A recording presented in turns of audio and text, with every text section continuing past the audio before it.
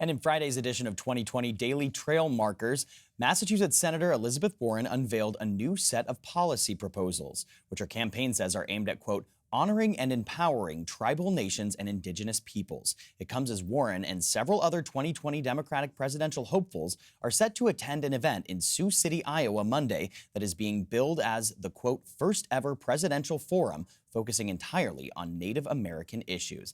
All right, so let's bring in CBS News 2020 campaign reporter Zak Hudak. He covers the campaigns of Senator Elizabeth Warren, Mayor Bill de Blasio, and Tom Steyer. And Zak, you're actually going to Sioux City tomorrow. I am. I'm headed there ahead of the Native American presidential forum that is starting on Monday. Warren will be there. And so walk me through Warren's proposals on this matter. Tom, they all center around sovereignty. It's about restoring the promises made in treaties with these tribal nations.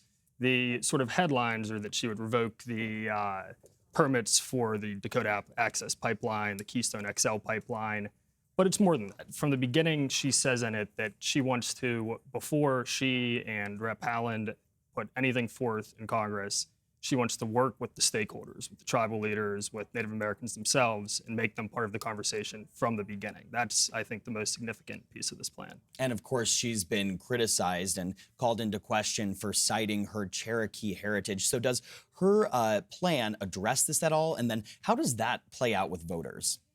It does not address it. The criticism that she got was that, she tried to prove heritage from a DNA test, and that you can't just claim that without, associating, growing up within that tribal nation and being a part of it.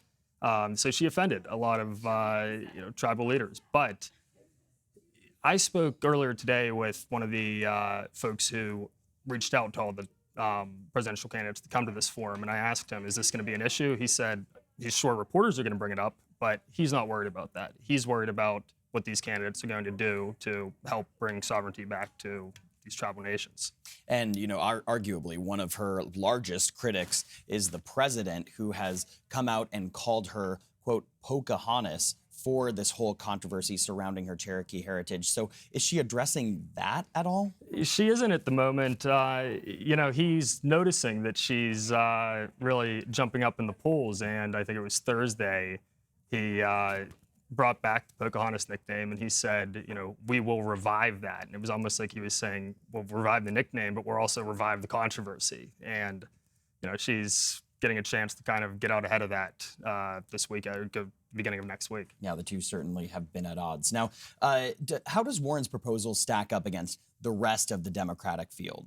She wasn't the first. Julian Castro, I think, was the first to come out with a plan specifically for Native Americans, and that, I think, sort of started the conversation. But I was talking to someone today from one of the tribal nations who said that she nailed it with this, that all the things that they've been talking about when they've been going to Congress, they've been saying, we need this, we need funding for schools, we need that. And it's almost as if she went through and, checked the boxes on everything they've been asking for, he said. Yeah, well, we'll just have to see big picture how this plays out as we ramp up to the 2020 election. Zak Hudak, thank you. Thank you.